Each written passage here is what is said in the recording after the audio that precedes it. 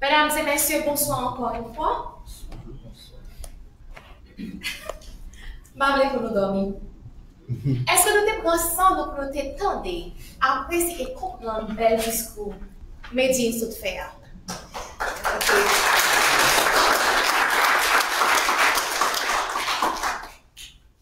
Maman, nous merci encore une fois pour présence nous à soi. Notre deuxième conférence Mouvement Boussala. Songez, nous là ensemble dans nos vérités, l'amour avec justice. Et Jésus-Christ, c'est seul chef Mouvement Boussala. Konya là, nous avons notre deuxième partie conférence. Mais rappelez-nous, nous toujours écrit question parce que nous arrivons dans une question en petit moment après. Et maintenant, nous allons faire place à notre troisième présentatrice, Jenny Michel. Jenny Michel, présentatrice et membre du MPDJ 109, est une membre active du mouvement Boussala et de l'université Boussala. Elle a étudié la criminologie et abordera aujourd'hui le thème de la dictature économique exercée par le système pétionniste des mulâtres syro-libanais en Haïti.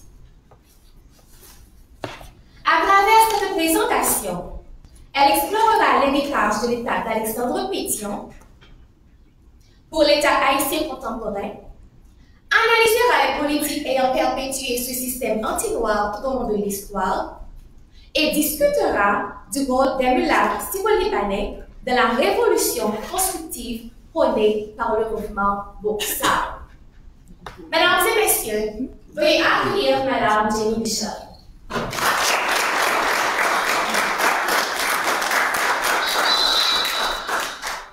Merci à Sarah. Et avant toute chose, je salue mon Seigneur, mon Dieu, mon Rédempteur précieux, mon refuge, ma forteresse et le rocher sur lequel je m'appuie, Jésus-Christ. Donc, je vous salue tous, chers invités. Également, les invités qui sont présents sur les réseaux sociaux, je vous salue.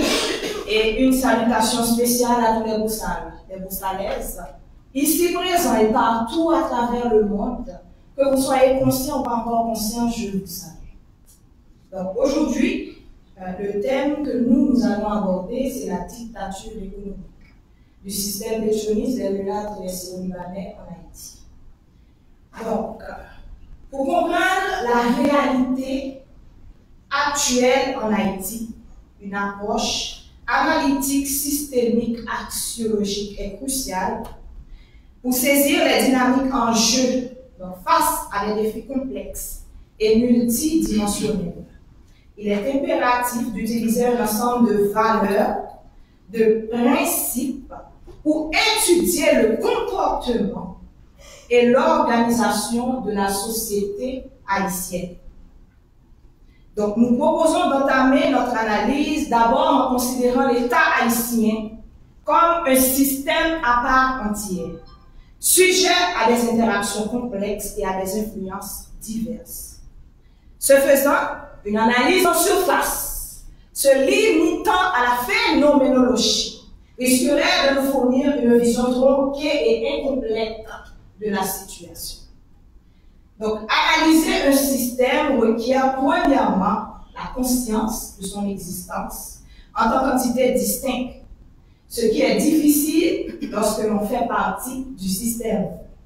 Donc, cette implication personnelle peut nuire à l'objectivité car il est difficile de critiquer un système dont on bénéficie ou dont on est intégré. Donc, aujourd'hui, le plan. Donc, premièrement, nous allons faire une évolution historique de deux régimes. Donc, premièrement, nous parlons de l'État mis en place par Dessalines à la suite de notre indépendance. Et dans un deuxième temps, nous allons voir l'État établi par Pétion. Pourquoi c'est important? Parce que l'empreinte de l'État Pétion perdure jusqu'à aujourd'hui. Ensuite, en second lieu, nous allons faire une analyse systémique à 4 niveaux en tenant compte des diverses tentatives du peuple haïtien pour contester le système à travers plusieurs crises qui ont toutes échoué jusqu'à présent. Donc ce système, on est conscient, il est générateur d'inégalités, de frustration, de conflits, met en évidence la nécessité, il est nécessaire de faire une révolution constructive et positive. Donc il est crucial que la classe dominante, composée de mulâtres et de Syro-Libanais, réévalue son approche pour permettre l'émergence d'une nouvelle société. Donc cette classe joue un rôle essentiel dans cette révolution en favorisant une prise de conscience propice à la création de cette nouvelle société. Donc, pour commencer, nous allons faire une historique parce que les inégalités sociales en Haïti, on les a héritées de l'époque coloniale avec l'esclavage et c'était un système de discrimination raciale. Donc, ça a perduré après notre indépendance. Et malheureusement, les élites, ils ont accumulé la richesse et du pouvoir, tandis que la majorité reste appauvrie et marginalisée. Donc, sans plus tarder, nous commençons avec le premier point, qui est l'état fort de Dessalines, 1804. Donc, pour Dessalines, il avait les points importants sur Dessalines, c'était la sécurité nationale, le bien-être collectif, la prospérité économique, notre identité fondée sur l'être suprême et aussi il y a eu des problèmes non résolus par Dessalines. Donc, premier point important sur Dessalines, cette vision de sécurité nationale. Sous Dessalines, la priorité était la sécurité nationale avec une consolidation du pouvoir et un renforcement de l'armée pour contrer les menaces internes et externes. Donc, des mesures strictes ont été mises en place pour défendre Haïti contre les invasions, maintenir l'ordre intérieur reflétant une politique de sécurité autoritaire visant à protéger l'indépendance et la souveraineté. Donc ça, c'est un point important, très important à comprendre ici. Donc Dessalines, il voulait protéger notre indépendance et la souveraineté nationale. Deuxième point, le bien-être collectif. Dessalines avait une vision ambitieuse pour le bien-être collectif des Haïtiens. Donc, ce faisant, il a initié des réformes sociales. Donc, des programmes de redistribution de terres ont été lancés pour réduire les inégalités socio-économiques. Mais nous savons tous que Dessalines, il a été assassiné pour cette cause. Ensuite, un autre point important pour l'État dessalinien, c'était la prospérité économique. Dessalines a adopté les politiques économiques visant à stimuler la croissance et la prospérité du pays. Il a encouragé l'agriculture, l'industrie locale, en mettant en place des mesures de protectionnisme économique pour favoriser la production nationale. Et un point fort sur Dessalines, c'était cette identité fondée sur l'être suprême. Donc, c'est mentionné dans notre Constitution. Donc, nous avons eu notre indépendance grâce à l'être suprême. Donc, l'être suprême dont on parle ici, il a été révélé à nous en la personne de Jésus-Christ. Donc, notre fondement en tant qu'Haïtien, notre racine sur le plan, au niveau de l'être, il est fondé sur Jésus-Christ. Mais malheureusement, cette identité fondée sur l'être suprême, elle est cachée et méconnue par plus d'un. Donc, malgré cela, sous Dessalines, il y a quand même eu des problèmes non résolus, comme l'hégémonie de la classe dominante, les tensions sociales qui ont persisté, l'absence d'une identité nationale clairement définie, la non-reconnaissance de notre langue créole et des défis majeurs dans le domaine de l'éducation. Donc, avant de passer sur l'état pétion, retenez bien que Dessalines, il voulait protéger notre indépendance et la souveraineté nationale était très important pour Dessalines. Les intérêts nationaux, réduire les inégalités sociales, ça ce sont les points forts sur Dessalines. Maintenant, nous allons avancer, nous allons voir l'État sous Pétion et nous allons quand même constater que l'empreinte de l'État Pétion perdure jusqu'à aujourd'hui. Donc, Pétion, lui, c'est quoi la couleur de Pétion? Il vient avec un libéralisme, la compromission et les influences étrangères en 1806. Donc, premier point sous Pétion, cette vision, il avait une vision libérale et aussi la compromission. Donc, sous Pétion, Haïti adopte une vision libérale ouverte aux influences étrangères, désireuse de renouer avec la France. Cette approche compromet souvent les intérêts nationaux pour favoriser les relations diplomatiques avec les puissances étrangères, parfois au détriment de la souveraineté nationale et de notre autonomie politique. Donc ça, c'est le contraste entre Pétion et Dessalines. Donc, deuxième point important sous Pétion, on a la corruption. Donc la corruption que nous voyons, constatons aujourd'hui dans le pays, ça ne date pas d'aujourd'hui et ce n'est pas tombé du ciel.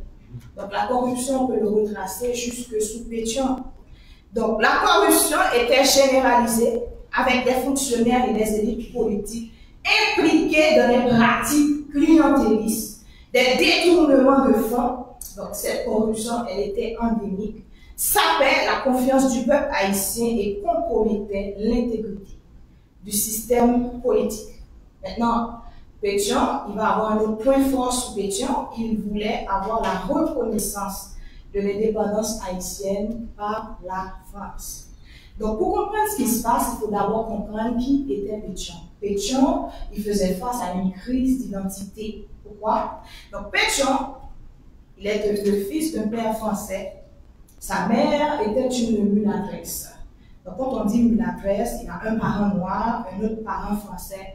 Donc, de ce fait, Pétion, il avait un quart de descendance africaine. Donc, à partir de là, il était désireux de la reconnaissance de son père. Donc, il a transféré cette quête de légitimité à l'État haïtien.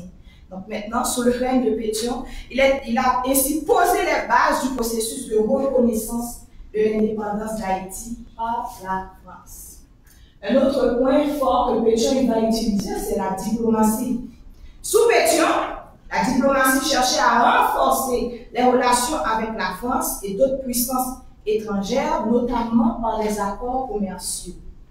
Ces politiques étaient parfois critiquées pour privilégier les intérêts étrangers et de l'élite haïtienne au détriment même de la population locale. Donc, là, nous avons vu les deux États. Les points forts sous Dessalines, les points forts sous Pétion, et nous pouvons constater que jusqu'aujourd'hui, nous voyons l'empreinte de l'État sous Pétion avec l'État que nous avons présentement en Haïti. Donc, nous allons passer au deuxième point. La dictature économique du système pétioniste des mulâtres et des Syro-Libanais en Haïti. Donc, pour ce point, nous allons le faire en deux parties.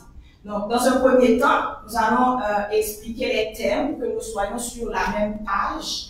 Et dans un deuxième temps, nous allons faire notre analyse systémique.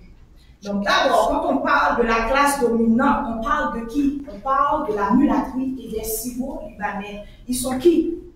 Donc, pour la mulâtrie, enfants de mère esclaves, de père colon français, ils n'étaient pas assujettis à l'esclavage. Donc, ça, il faut bien comprendre ce point.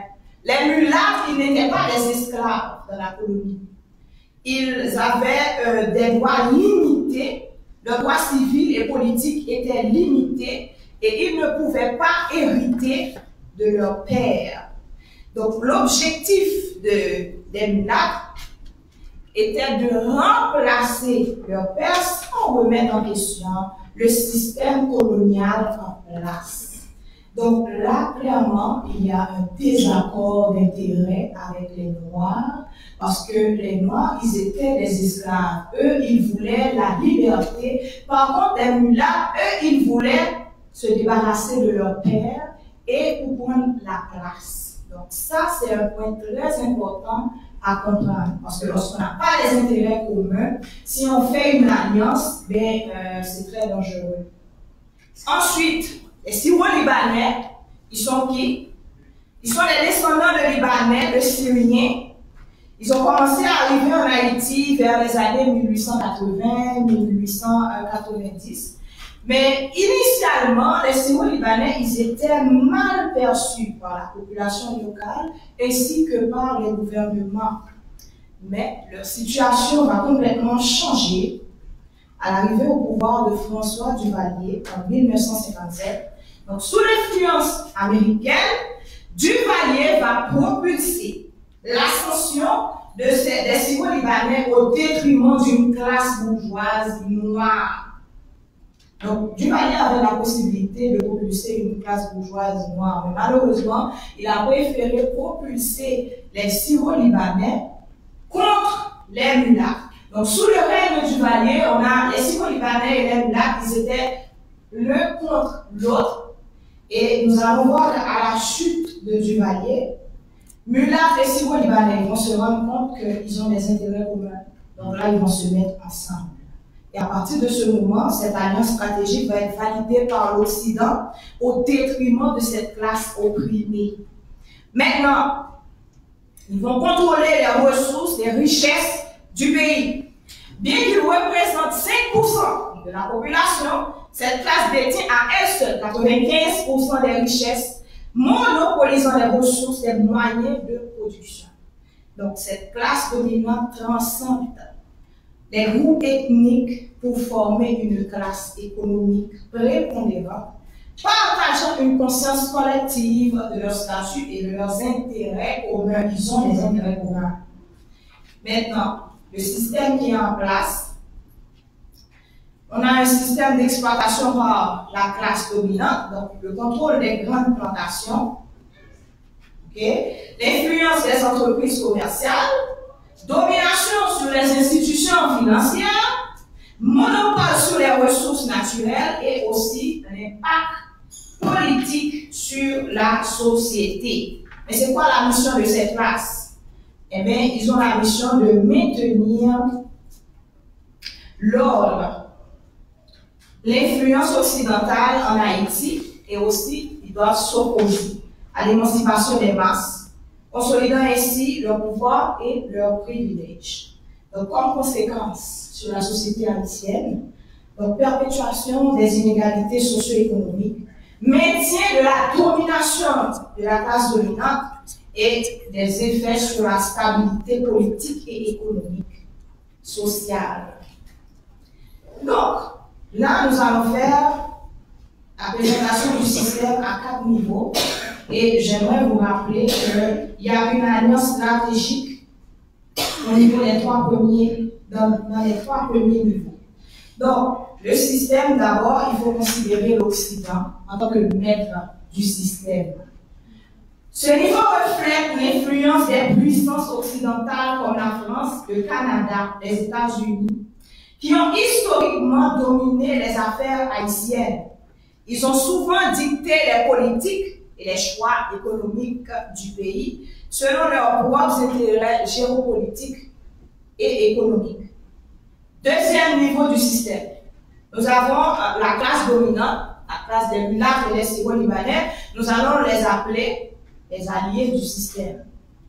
Donc cette classe détient un pouvoir économique et politique important, entretient des liens étroits avec les puissances occidentales, en agissant comme leurs représentants. Donc les mulâtres et les Syro-Libanais sont les alliés naturels de l'Occident. Donc elles protègent souvent ses propres intérêts, alignés sur ceux de l'Occident, permettant ainsi les inégalités et l'exploitation dans le pays. Un troisième niveau dans ce système, c'est la classe moyenne. Nous allons appeler la classe moyenne les gardiens du système. Pourquoi? Parce que lorsqu'ils ne sont pas conscients, ils ont été formés par le système. Pour garder le statu quo, ils deviennent des aliénés. Donc nous pouvons les appeler la classe moyenne aliénée. Souvent marginalisée, cette classe est partiellement cooptée par les élites pour servir de tampon avec le reste de la population. en échange de privilèges, pour servir en échange de privilèges, elle protège les intérêts de la classe dominante et les puissances occidentales. Et le dernier niveau, ici, nous avons le peuple, la jeunesse qui est oppressée. Au bas de l'échelle se trouve le peuple haïtien, notamment la jeunesse qui est souvent opprimée, marginalisée et exclue des décisions.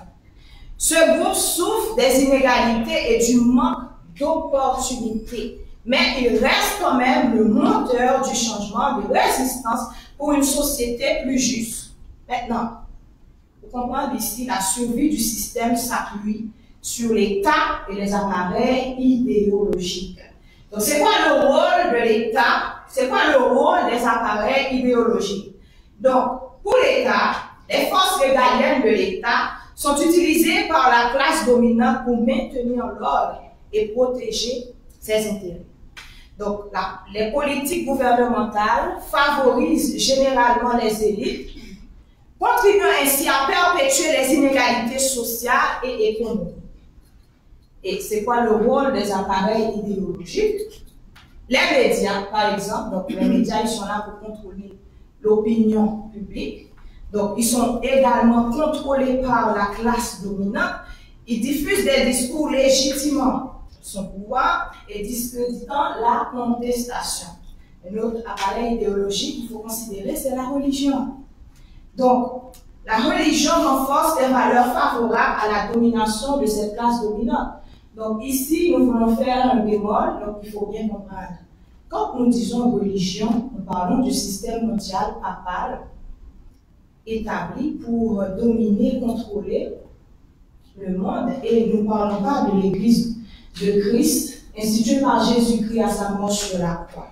Donc, c'est deux choses différentes à considérer. Ensuite, le système éducatif, donc sous l'influence de l'Église catholique, perpétue les idées et structures favorisant la suprématie de la classe dominante. Donc, comme impact global, ces mécanismes bloquent l'émancipation et renforcent la classe dominante. Donc, malgré cela, des mouvements de résistance émergent pour contester cette hégémonie et promouvoir un changement radical. Donc, le système, comme nous le savons tous, il est générateur d'inégalités, de frustration, de conflits. Donc, il y a toujours eu des tensions sociales et politiques. Nous constatons également la bidonvillisation, l'exode rural, l'émigration forcée et aussi des mouvements de contestation populaire. Et également, il y a eu des tentatives de chambardement du système marquées par des crises systémiques. Donc, comme constat, nous pouvons dire que nous avons 5 présidents qui ont été assassinés parce qu'ils ont osé s'opposer au système pour faire une résistance. Donc, nous pouvons citer Jean-Jacques Dessalines. Donc, il faut bien préciser. Ils ont été dans le système pour essayer, tenter de le changer.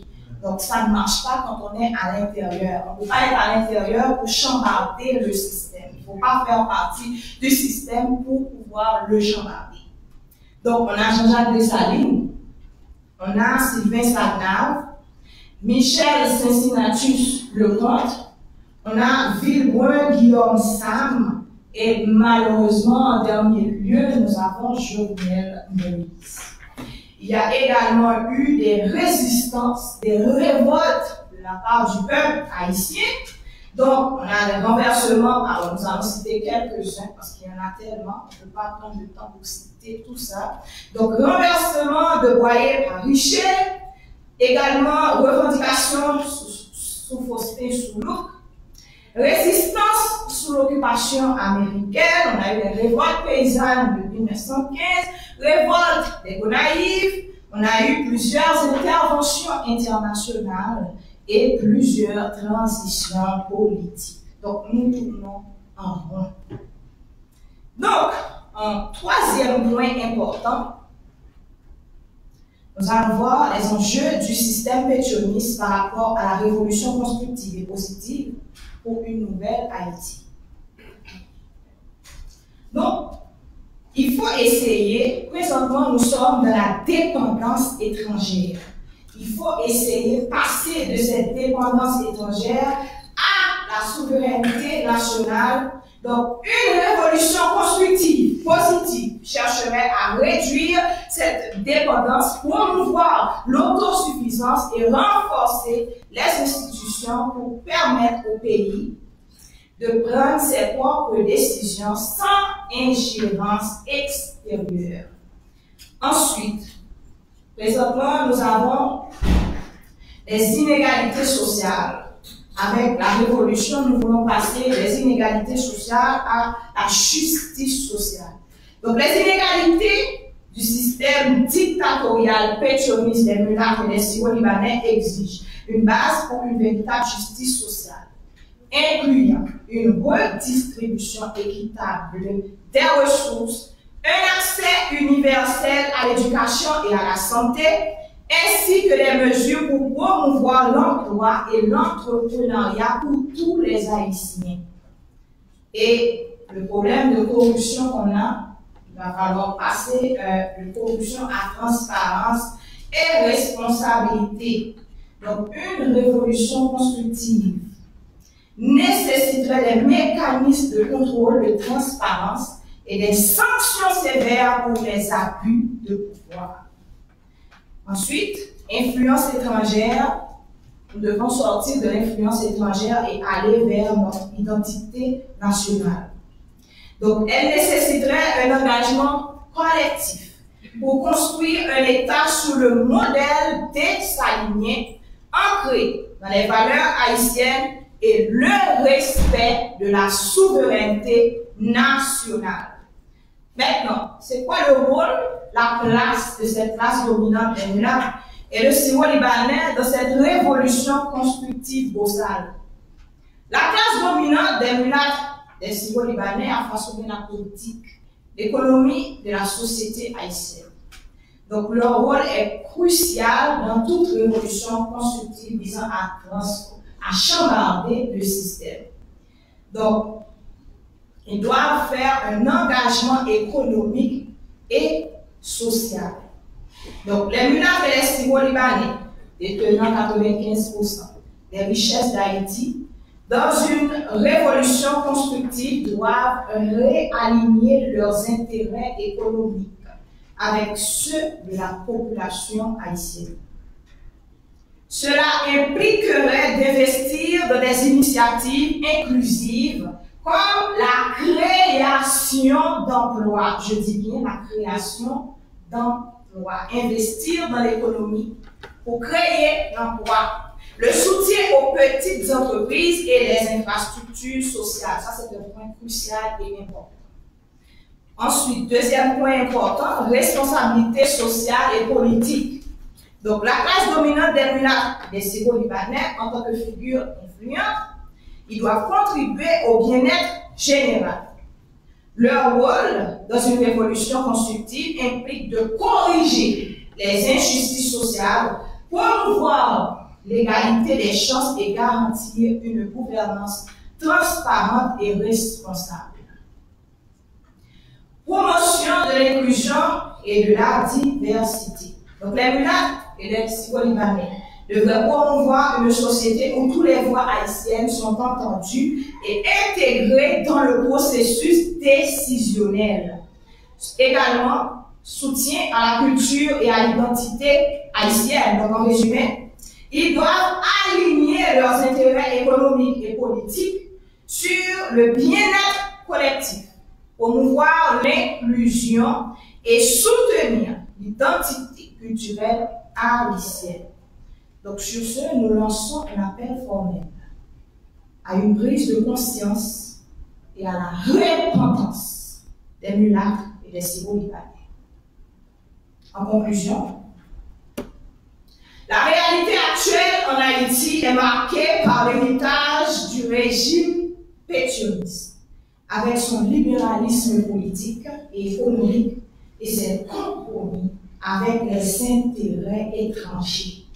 La classe dominante, composée principalement de mulâtres et de Syro-Libanais, exerce une dictature économique par le contrôle des ressources et des institutions. Malgré les tentatives de changement, le système perdure, maintenant les inégalités et les crises politiques.